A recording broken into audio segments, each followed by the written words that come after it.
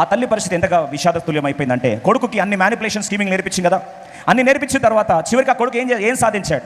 ఒక మాట చెప్పాలని ఆశపడుతున్నా.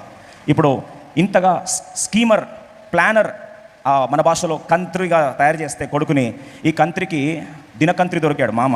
ఈయన పోతే ఎవరు దొరికాడండి? ఈ కంత్రికి ఎవరు దొరికాడు? దినకంత్రి దొరికాడు. పాపం ఈయన ఒక్కసారి మోసం చేస్తే వాళ్ళ మామ ఈయన ఎన్నిసార్లు చేశాడు తెలుసా? 10 సార్లు మోసం ఏం టాలెంట్ ఉండాలండి? ఎవరికైనా జీతం పెంచుతారు కానీ ఈయనకు 10 సార్లు జీతం తగ్గించుకుంటూ వచ్చారంట. జీతం రావాలా, ఎందుకు తక్కువ వచ్చిందంటే దానికి కారణాలు చెప్పాలి. ఈ ఫైన్, ఆ ఫైన్, ఈ ప్రాబ్లం, ఆ ప్రాబ్లం, ఇన్ని చెప్పలో పాపం బ్రదర్కి ఏం ఎక్స్ప్లెనేషన్ ఇవ్వలేక లాస్ట్కి ఏంటంటే నా జీతం పరిస్థితి వచ్చేది కాస్త ఉన్నది కూడా పోతా ఉంది. కంత్రికి దినకంత్రి దొరికాడు, మోసగానికి జగమోసగాడు దొరికాడు, ముదురుకి దేశముదురు దొరికాడు. ఎంత దేశముదురు అంటే ఈయనని పట్ట పగలే పెళ్లి రోజు ఏం చేశాడండి? మోసం చేశాడు. అది రేంజ్. మోసగానికి ఎవరు దొరికారండి? మోసగానికి తాత దొరికాడు.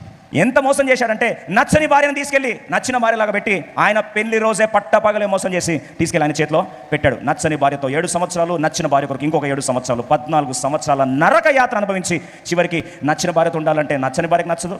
కాబట్టి ఇప్పుడు ఏం చేయాలో తోచక చివరికి ఈయన అంటాడు, నా బతుకు ఏమైపోయిందని ఫరో ముందు నిలబడి అంటాడు, my life is full of sorrow. పోనీ ఆస్తి ఏమైనా సంతోషం మిగిల్చిందా? మిగిల్చలే. లాస్ట్కి ఒకరోజు 20 సంవత్సరాల సుదీర్ఘ అవమానం, మోసం, చివరికి manipulator became a biggest manipulated one.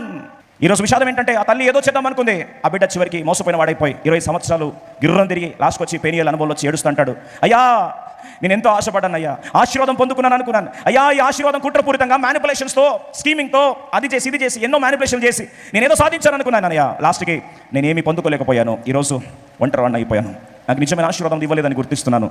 దయచేసి ఈరోజు నువ్వు నన్ను నిజమైన ఆశీర్వాదం చేత ఆశీర్వదిస్తావా ప్రభా? నువ్వు ఆశీర్వదించేదాకా నేను నిన్ను విడిచి పెట్టనయ్యా.